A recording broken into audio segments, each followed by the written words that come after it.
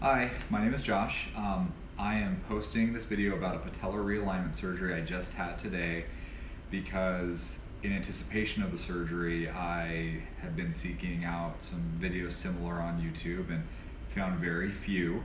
And I know that I'm probably not alone, and I wanted to be able to provide some encouragement to those in the future that are looking for this procedure.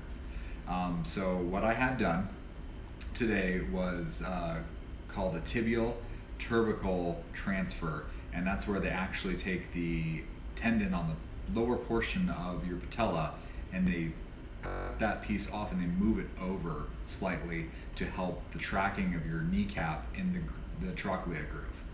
And then in addition to that, they did some reconstructive work around my patella itself, loosening one piece of ligament and tightening another to further reinforce holding my kneecap in place.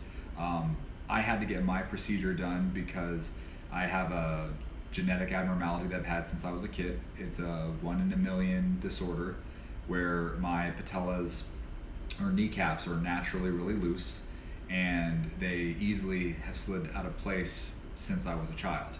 And as I've gotten older, it's gotten substantially worse, and through some recent injuries as well, my left knee in particular, my patella was sitting so far off that basically it looked dislocated at all times, even though I was a little functional.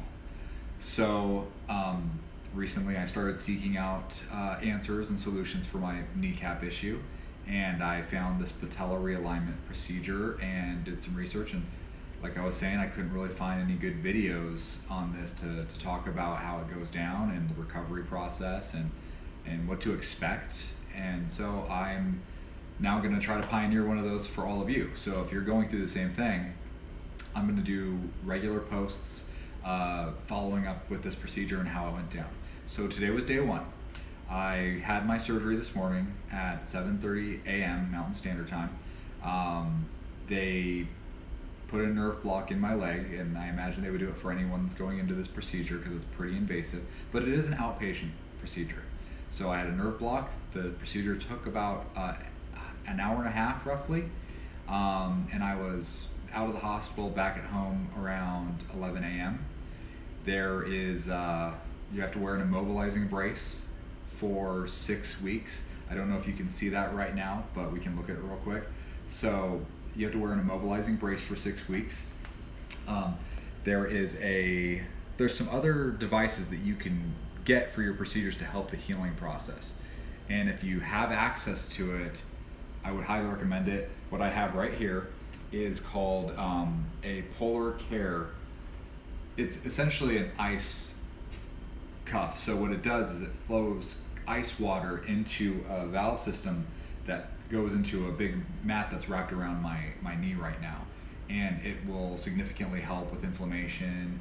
It'll help with pain management, and there are mixed studies that talk about if it can really help with healing process. But I'm wanting to maximize this treatment and make sure that it turns into an amazing thing for me, so I'm using that in conjunction with the medications that were provided to me. And so we're on day one. I will not be able to put weight on my leg for another day or so. After a procedure like this, you typically are allowed to bear weight on your leg as long as you're in the immobilizer.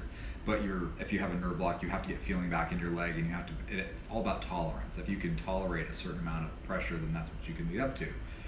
So I'm going to, in the next couple of days, be able to put some weight bear on my leg. You cannot, at least for me, I cannot take off the leg brace at all for at least 4 days.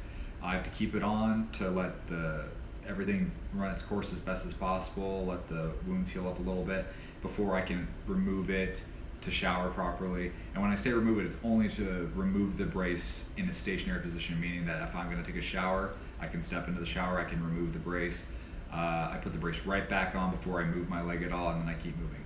But for 4 days, I have to keep the brace completely concealed in the system that it is in right now. So this is day one. I wanted to share this video and kind of talk a little bit about my experience.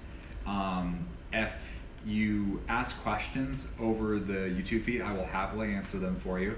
I get on there and check it frequently, so I'm not opposed to doing that, and I want to make sure I can help anyone else that's going through this process, because it's stressful and it can be a lot to think about, but if it's the solution for you, it can be a great thing. I'll post another video in about 4 days, and then I'll also continue posts as follow-up with my recovery process. So I hope you enjoy the video, and I hope this helps you. Thanks.